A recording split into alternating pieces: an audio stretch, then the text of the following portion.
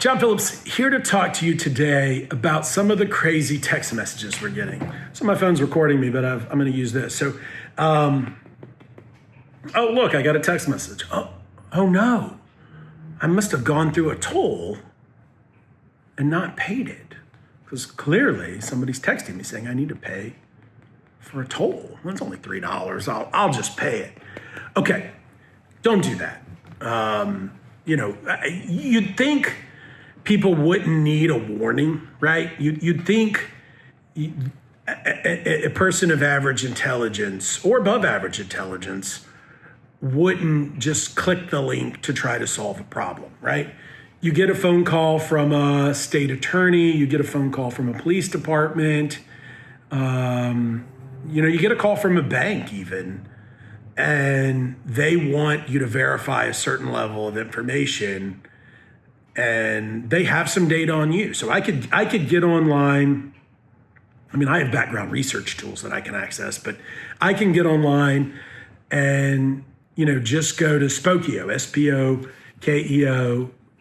pay $10 a month or $20 a month and, put in a phone number, find the name associated with that phone number. Oftentimes it'll give me an address. You Google that address, you can find out tax information, you can pull up mortgages, sometimes a social security number or birthday will sneak through.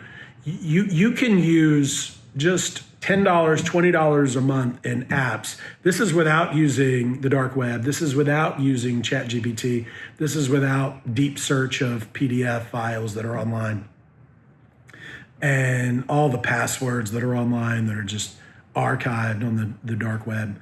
But you can just on the surface find enough information that a scammer can call you on your phone number, identify enough information about you, last four digits of a credit card number, last four digits of your social, your birthday, and pretend to be somebody they're not in order to get more information, get you to agree, get you to click a link.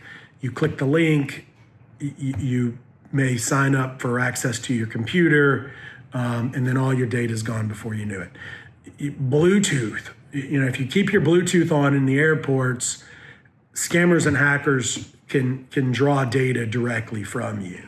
And so you just, we all need to be a little more careful about our privacy and protected data, but particularly when we're getting text messages like, say, pay the toll, you would think people would call the toll company, call the Department of Transportation, whoever's trying to collect it, on their website, like look for the real number, like do due diligence to find out. Look, you keep calling me. Let me call you back on the number officially, and what's your extension, right?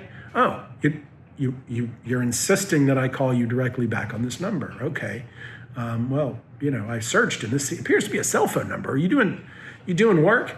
But what we had is a person who called one of these toll companies, gave them a credit card number that was actually a debit card. They drained the bank account.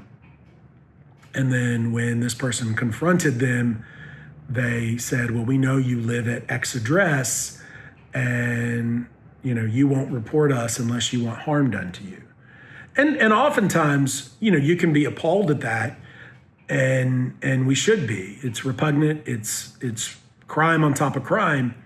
But here's the thing: that call could be from Italy or Spain or Uganda. Like, how are you going to get justice by somebody that's figured out how to just gone on Google and has a rolling cell phone number?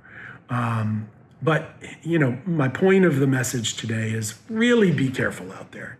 When you're getting texts, when you even with a process server, serving a lawsuit, fine, accept it. Don't give them any more information. But, go on the court record, go down to the clerk's office and verify it's bona fide. Like, don't just accept scam artists, at their word ever. And now that we're getting into AI people, where all I got to do is program, enough data, and I can have people pretending to be people, or auto-generate, thousands or hundreds of thousands of texts at once. All I need is a certain number to hit, and I'm making money. And so just, from your good buddy, John Phillips, licensed in 8 states, have seen it, have done it, have been scammed, have been stolen from. But be careful out there. Scam artists are everywhere, and, they only send these toll road text messages because people are trying to pay them off and get their bank account information or their credit card information hijacked and used, and it's gone before you know it. And then you got to deal with trying to get it back. And some banks are good, and the UCC has some remedies for that, but Universal Commercial Code, the law. But don't get yourself in a bad situation. Just think things through and do some due diligence before you accept that, you have to pay a fine. You need to report to the police department. You need to report to jury duty. Just verify, and sometimes it's pretty clear it's an official letter and it doesn't want anything from you. You got to show up to jury duty. You can't say that, I thought it was a scam. Well, they will pick you up, and that will be real.